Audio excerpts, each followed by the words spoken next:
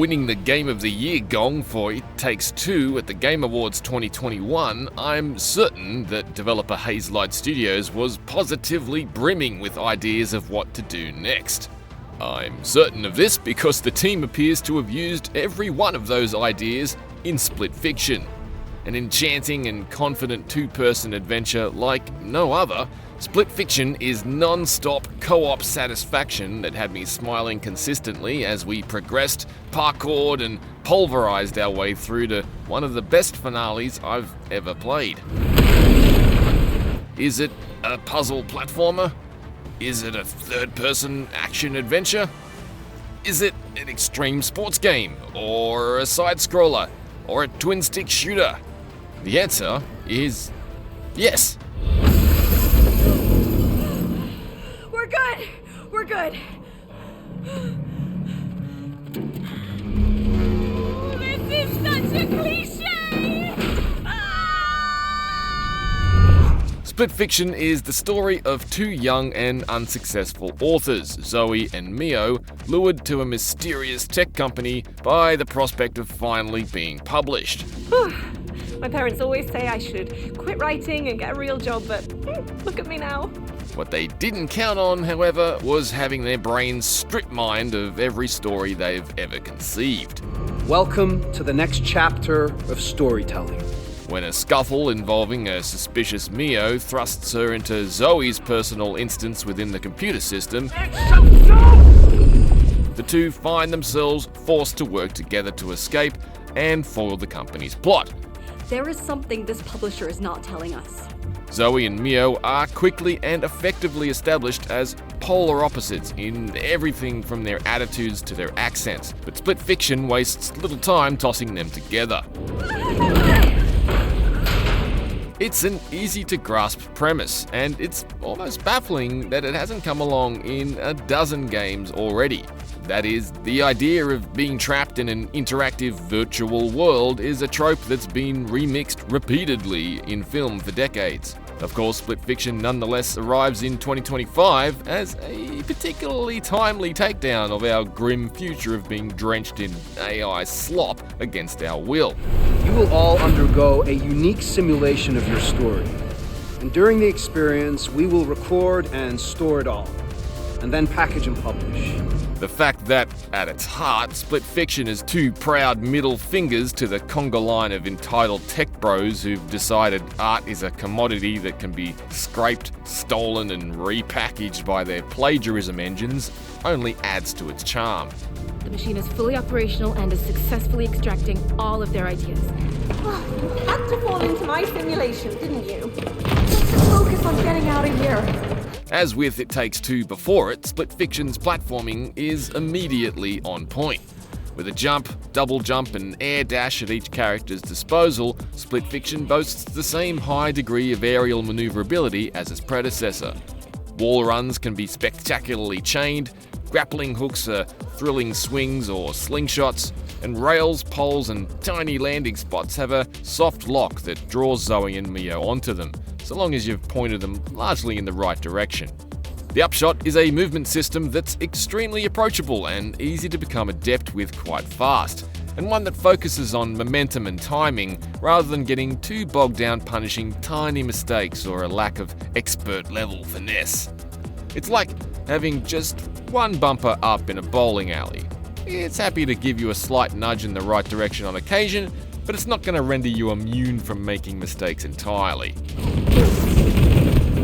My only real criticism of the platforming is that there are a few occasions where it becomes tricky to catch up after falling behind your partner, as one player hurdles ahead and the other gets stuck in a brief loop of dying and respawning trying to get back on track.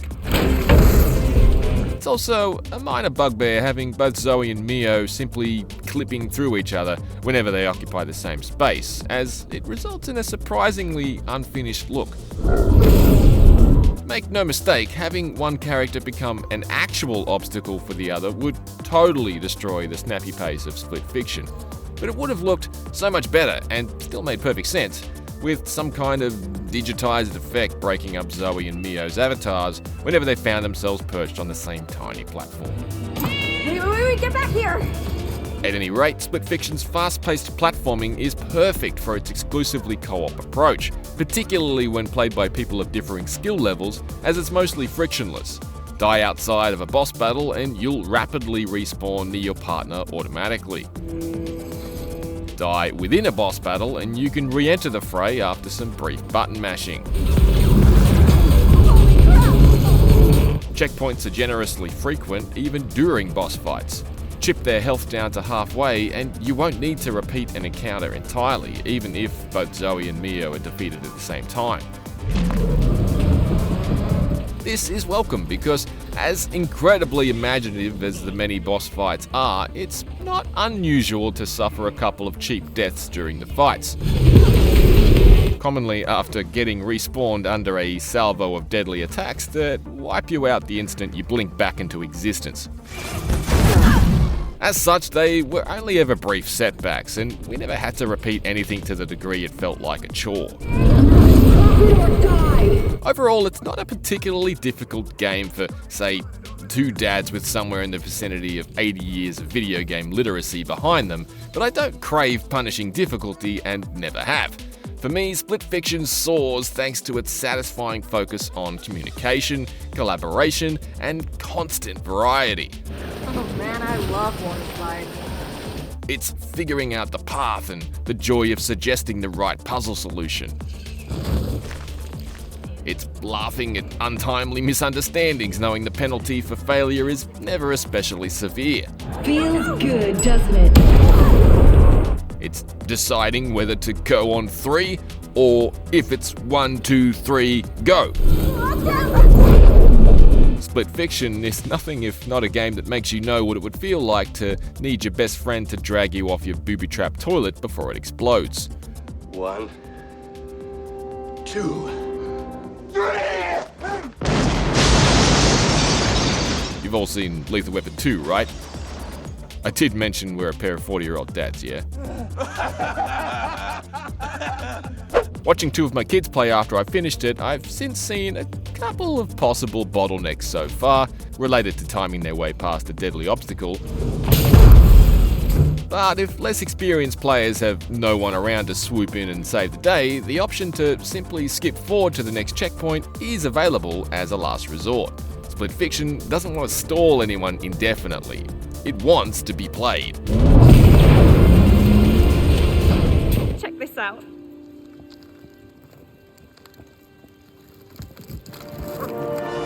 Split Fiction is so good at wanting to be played, it's hard to stop playing.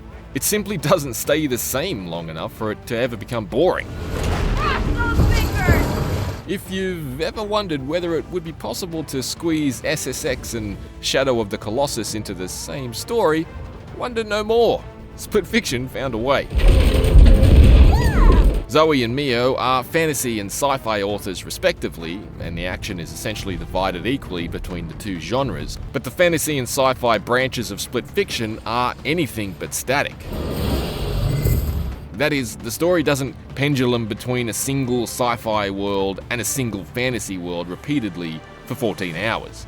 The levels are always different, each with their own special hooks. What the hell, Zoe? What? Oh god! Mio's mental archive of sci-fi ideas range from a neon-splashed futuristic city full of flying traffic with gravity-defying cyber ninjas that will have you and a partner helping each other down a high-altitude highway while operating on totally different axes, to a space complex next to a dying star releasing pulsing blasts that will disintegrate Zoe and Mio if they're caught out of cover. That's just 2, and I'm extremely hesitant to drill down on any more. Not knowing how each new level and side story will shake up the backdrop and the gameplay is a huge part of what makes Split Fiction such tremendous fun to scoot through. Well, this was certainly unexpected. Zoe's fantasy worlds are initially a bit twee by comparison and generally had me looking forward to the short sci-fi diversions that are scattered throughout, but they do feature the better boss battles, though I'm reluctant to spoil the specifics of any of those either. The fantasy portion does peak later in the story as it becomes a little darker and more grand scale, which is a good springboard for the lengthy and meticulously engineered final level. It's not just the most impressively executed stretch of split fiction overall, it's one of the most memorable finales I've ever played. Split Fiction is a fine-looking game throughout, but the spectacle of the entire ending segment is a real visual victory for Hazelight. An expertly crafted and absorbing co-op adventure that pinballs from one genre extreme to another, Split Fiction is a rollercoaster of gameplay ideas and styles that are usually discarded as quickly as they're introduced. This keeps it fabulously fresh for its full 14-hour duration. With no ideas sticking around long enough to get stale before making way for the next, it's a victory of imagination and restraint in equal measure. Hazelight may have been rewriting the co-op rulebook for a decade now, but Split Fiction is a new chapter that you and a partner cannot miss. For more of the latest reviews, check out our verdicts on Monster Hunter Wilds and 2 Point Museum. For everything else, stay on IGN. Hey. Wait, no.